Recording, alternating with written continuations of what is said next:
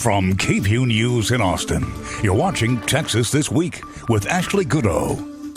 Good Sunday morning. The ballot is set. After some record-breaking primary runoff voter turnout, we now know the November matchups for several congressional and state races.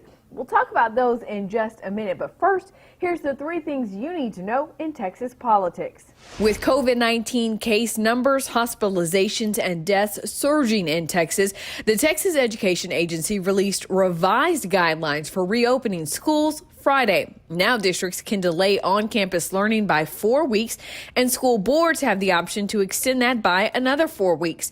And the state is giving the TEA $200 million from the CARES Act to buy e-learning devices and home internet solutions for students.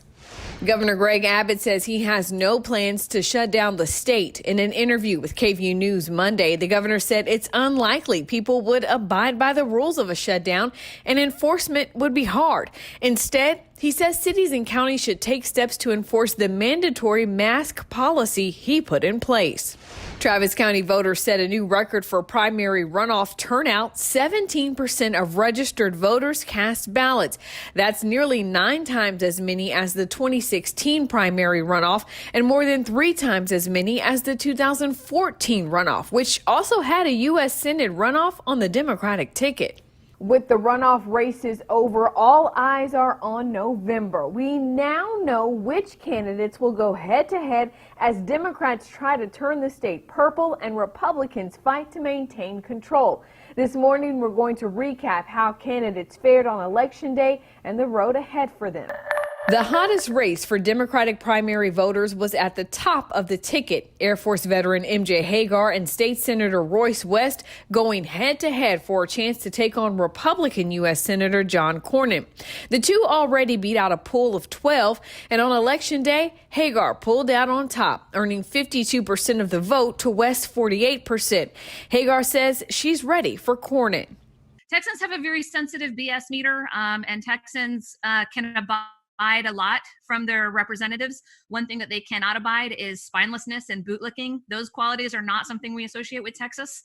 And I believe that we will have our voices heard in November. We've been a low voter turnout state for so long. And because of that, our representatives do not reflect our values. Most Texans don't want voter suppression. They want vote by mail. They don't want gerrymandering. They don't want corporate money in politics. This election is our moment to define who we are and to send that message to our allies and enemies around the world. And this is our only moment. It's our last chance to maintain the mantle of the leaders of the free world. And we have the chance to change the direction of our entire country from right here in Texas. We're going to flip the Senate and get Mitch McConnell's legislative graveyard to open up and start working for regular people again. Republican John Cornyn was first elected to the U.S. Senate in 2002. He's seeking his 4th term in office. We reached out to the Cornyn campaign for an interview but didn't hear back. The campaign did release a statement after the election that reads in part, quote, "It took millions of dollars in outside money to help Hollywood Hegar clinch the Democratic nomination. In reality, and without the special effects, her candidacy isn't very impressive." It goes on to say, quote, "We look forward to shining a spotlight on how ideologically out of touch Hollywood Hegar is with Texans and her inability to go off script to have substantive policy discussions," end quote. Several congressional races are also set now. U.S. House District 10 encompasses parts of Austin and stretches all the way to Katy, west of Houston. Republican Representative Michael McCall has served in the House since 2005 and is seeking his 9th term in office. This November, he'll face a familiar opponent. Attorney Mike Siegel defeated Dr. Pritish Gandhi in the runoff, earning 54% of the vote. Back in 2018, Siegel lost to McCall by just 4 points. He'll see if he can make them up in 2020. District 17, which contains a sliver of Travis County, will have new leadership come November. Republican Representative Bill Flores announced plans to retire after serving 5 terms in office. Democrats are hoping to reclaim the district. Rick Kennedy, who ran against Flores in 2018, walked away with 50% of the vote in the runoff. Who he'll face in November? caught some members of the GOP by surprise. Despite having a sizable lead in the primary and earning multiple endorsements, including that of incumbent Bill Flores, Renee Swan fell to former Congressman Pete Sessions 54-46.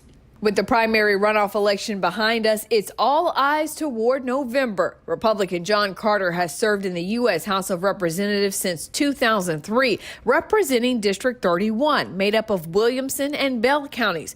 Carter was nearly defeated in 2018 when then political newcomer M.J. Hegar ran against him.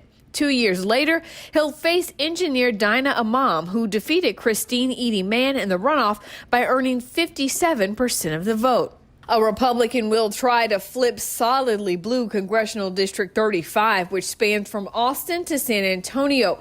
While his district lines have changed significantly while in office, longtime Democratic Congressman Lloyd Doggett currently represents the district and is seeking his 14th term. This November, Jenny Garcia Sharon will try to defeat him. She won the runoff with 53% of the vote.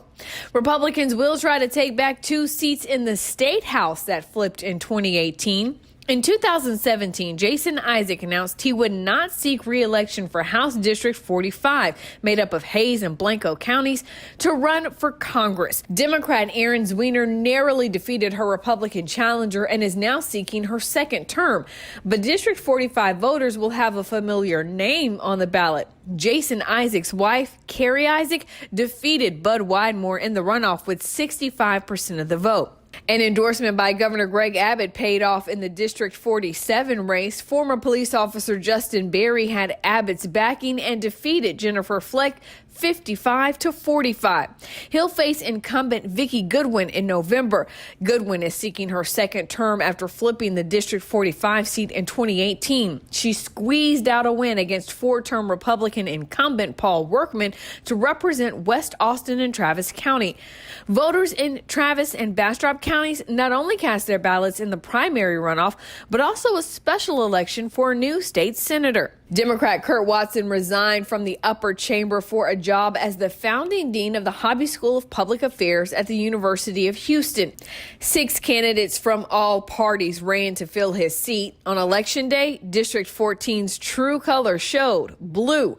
The 2 Democrats in the race, former Travis County Judge Sarah Eckhart and State Representative Eddie Rodriguez, advanced to a runoff, though Eckhart was less than half a percentage point away from clinching the seat. The strategy for winning this campaign is good governance. If I can continue to demonstrate good governance, that I will go looking for those systemic solutions to the problems that we're facing. In a statement, Rodriguez said, quote, "I believe I have the best experience, vision, and judgment to get us through these crises and to ensure an equitable recovery." The governor has not yet set a date for the Senate runoff election, but it's expected to happen in September. As for the other races, you can count on us to bring you interviews with the candidates to help you make an informed decision in November. That's Texas This Week.